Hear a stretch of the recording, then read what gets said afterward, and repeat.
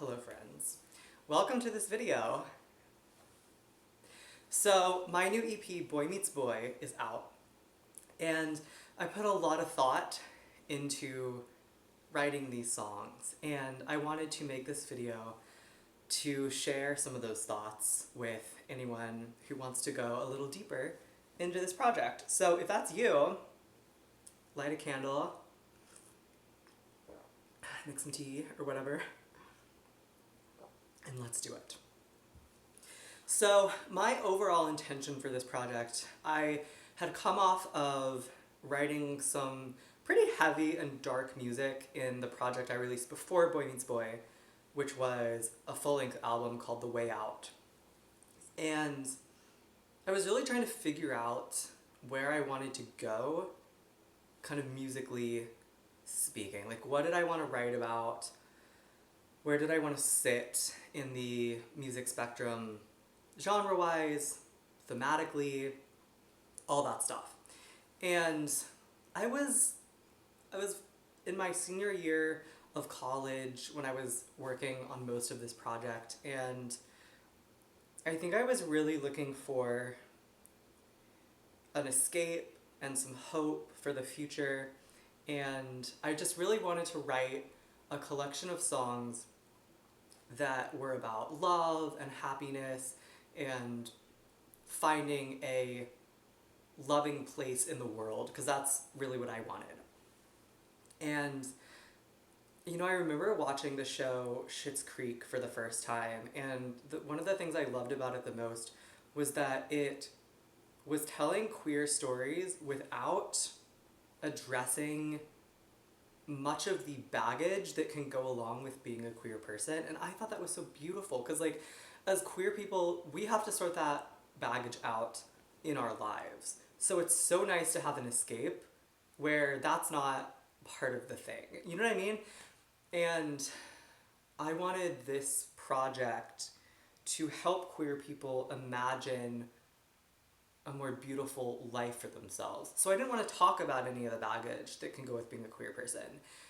I just wanted to talk about wonderful, beautiful, happy feeling things. So that was the impetus for the project. And if you listen to it top to bottom, it kind of tells a story that I had going in my head. And I'll also say that I was gonna say it's really not an autobiographical work, but it kind of is. Like, a lot of the kind of stories I am telling are not about my life, but something in my life triggered every one of those songs to be written, obviously. So that's kind of the general of this project. So now let's get into a little bit more of the specifics. This is good tea. Okay. And yes, I rolled this candle myself. Isn't it beautiful? It's beeswax. I love the smell of beeswax.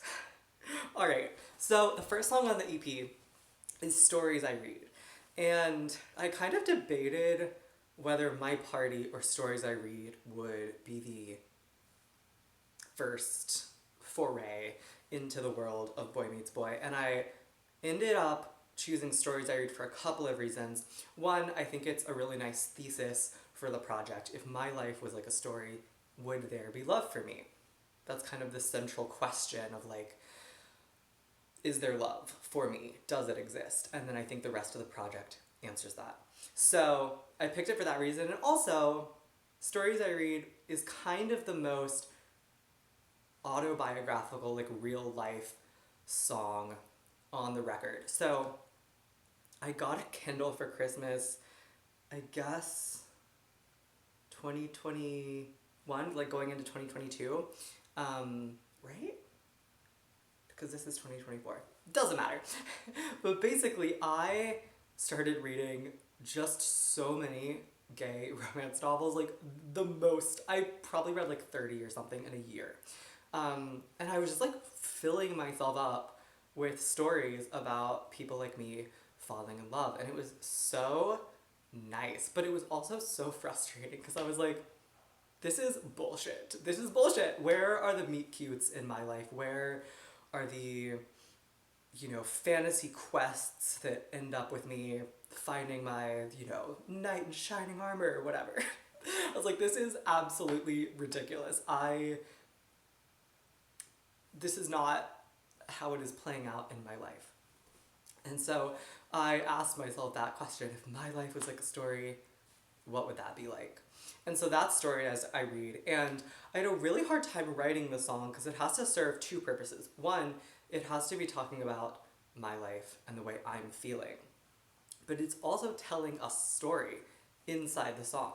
It's telling the story of these two kind of fantasy characters, these two boys who are falling in love. And so I'm having to tell two complete stories inside a song. So that was really hard to write. And I had some help from my mom and one of my lyric writing professors in college who were advising me and giving me edits and stuff. But I'm very pleased with stories I read. Okay, moving right along into My Party. My Party, I think, was actually the first song I wrote for this project before I knew I was writing for a project. And I was living in Nashville for the summer, and I was working at a studio, and I got invited to a house party by one of the other people that I worked with there.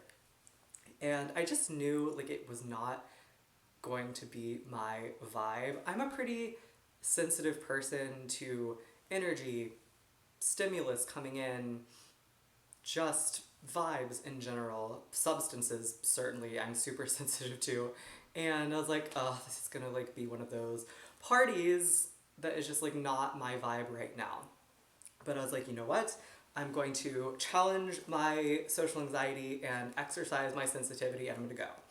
And I ended up having a really, really nice time, and I've kind of learned how to look out for myself in situations where I feel challenged. But as I was getting ready to go to that party, I sat down and I started writing the song. And I think I started with the like idea, what would my party look like if I could throw a perfect party?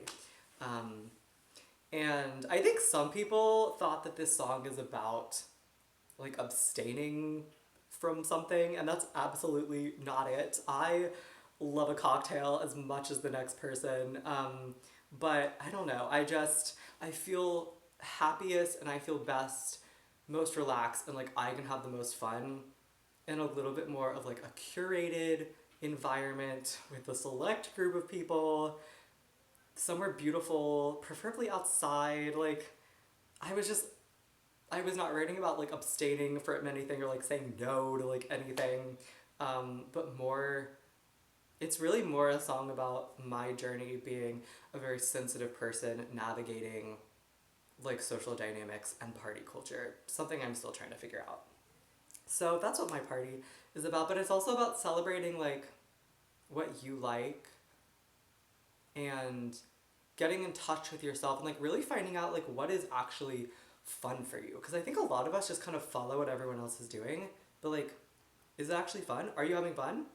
Or is there something that would be more fun for you? Like, that's the central question I hope everyone takes away from My Party, is like, what do I enjoy doing and how do I have fun? Because it might be different from how everyone else is having fun. All right, we good? We hanging in here? Great. Because the next song is Little Big Love. Love Little Big Love. What a beautiful song, if I may say so, and I may, because I worked very hard on it. So, in this story that I was telling with the EP, in my head I had these two characters, these two young men, and stories I read was one of them being like, we'll call him me, because I was kind of projecting myself onto him. You know, is there love for me? Can I find it? And then My Party, in my head, like these two characters met at a party. So for the kind of global story we're telling with Boy Meets Boy, the boys have met. And then Little Big Love is them falling in love, getting to know each other, deepening their relationship. And I wanted to tell a story that was composed of all these little vignettes, all these little things that amounted to something beautiful that made up a love story. Because I am just finding more and more, the more time I have in this world, that it is really the little things that make a life beautiful, which is hard sometimes, because sometimes, like, the little things are hard to appreciate because you want the big things. And that's fine. Like, it's okay to want the big things. I'm like just therapizing out loud now. But, like, the big things come a lot more sporadically than the little things do. And so I wanted to show that inside of a love story.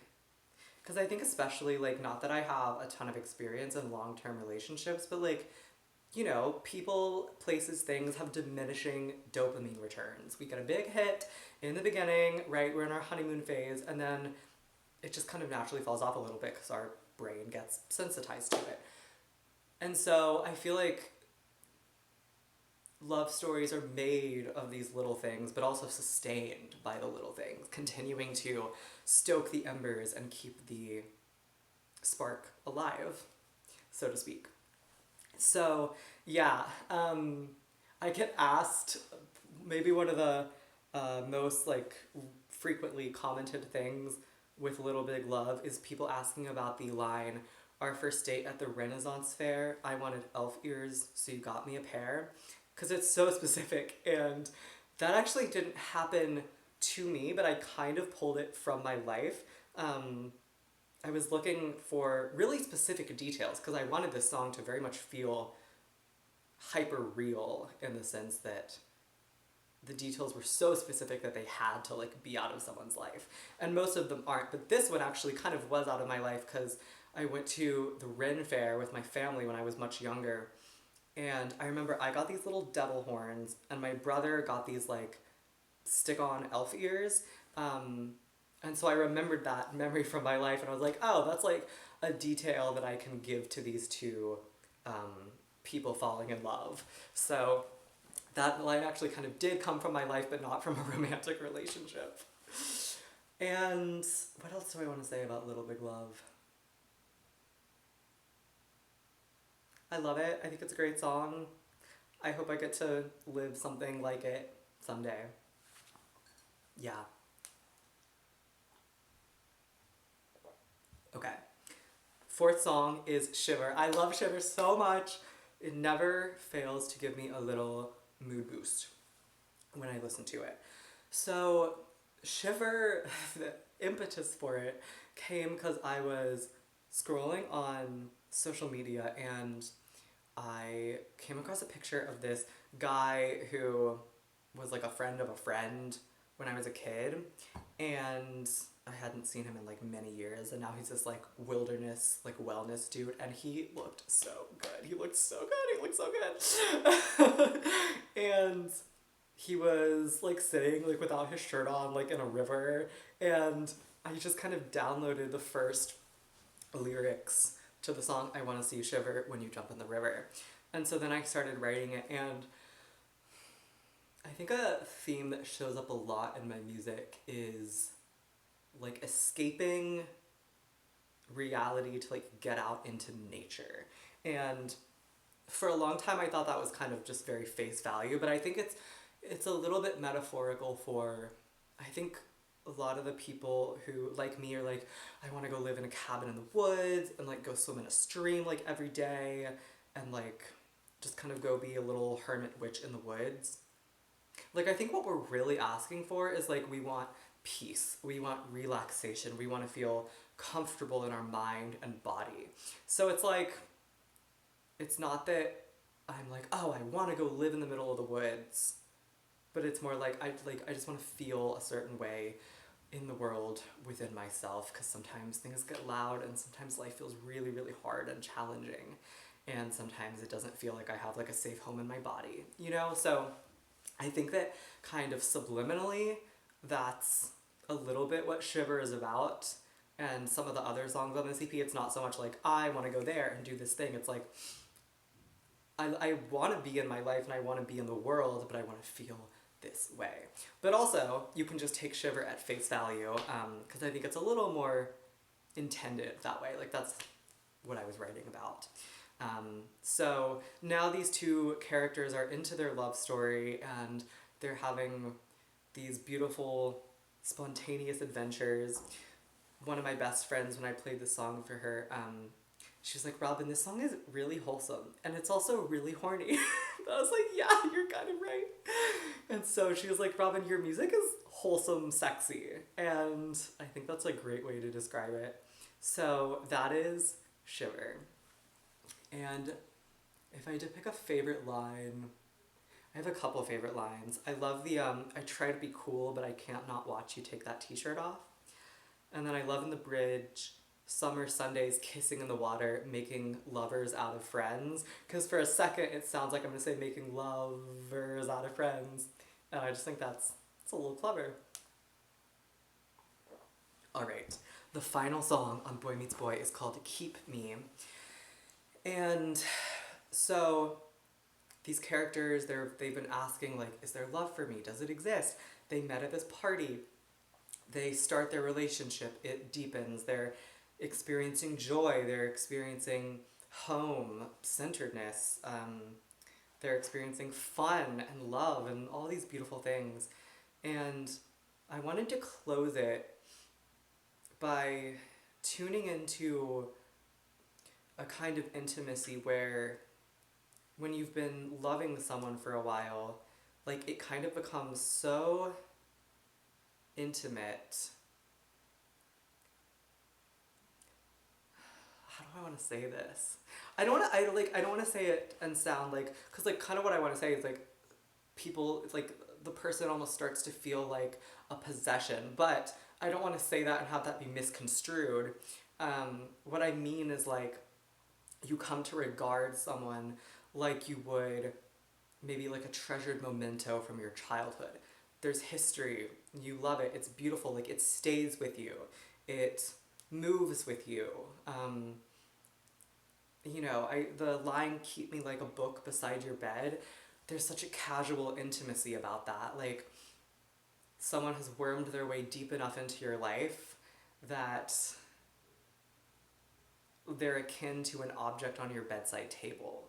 Because like your bedside table is kind of like an intimate thing, right? Like not everyone is seeing your bedside table, and like there's select space on your bedside table, so what ends up there has meaning, or maybe has some kind of like maybe your CPAP machine is on your bedside table, which in that case is like a life-giving necessity, and that's kind of intimate and beautiful too.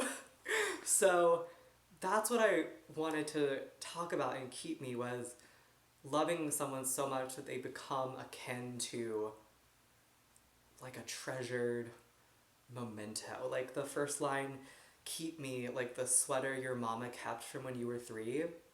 Like a mother who saves a garment of clothing from their children's like early years, like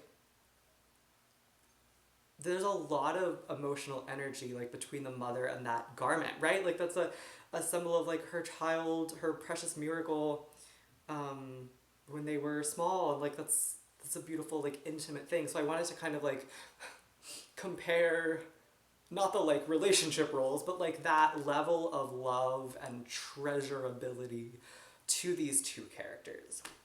So that's Keep Me. And I always feel like I have to like discuss it a little sensitively because it's not like, I love you so much and now you're my possession. Like that's not what I'm trying to say. It's like, I feel for you the way, okay, the camera cut out for a second. Yeah, so what I was trying to say is like, I feel for you and I know you like I might feel for and know a trophy from a piano competition that I've held in my hands so many times. I know the contour of the metal and I know what it says, and I know the weight and the shape of the bass. Like it's just that level of knowing someone, and yeah, there's just a real intimacy there that I love and really fascinates me, that almost goes beyond like being in love with someone. When you get to this level, it feels a little deeper and a little more settled. I kind of like feel it like here in my body. So that is Keep Me, and that is the record. We have gone from these two characters asking, if my life was like a story, would there be love to me, for me? They've met at a party, they've connected and started a relationship. That relationship deepened, they're having fun, they're experiencing joy and love, and it's a real homecoming to the self, and a relationship and partnership with someone else, and then they end up in a very deep level of love and intimacy. And yeah, that's Boy Meets Boy, and it's an offering for queer people everywhere that beautiful, beautiful love exists for us. And even when it feels like there is not that to be found, to not stop looking for it and not stop expecting it.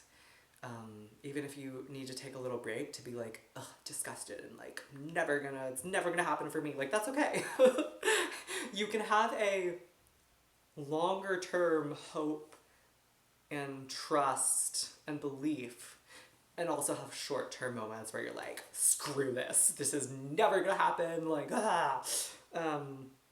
So yeah, that's Boy Meets Boy, and I feel like on the surface it's a very fun, happy, energized record, but there's also a lot of depth to it, and so I wanted to make this video to talk more about that depth with anyone who wanted to hear more about it. So Boy Meets Boy is out. I'm so proud of this record. Thanks for listening to it. Thanks for hanging out with me here. I hope this was fun and informative, and I'll see you soon. Bye-bye.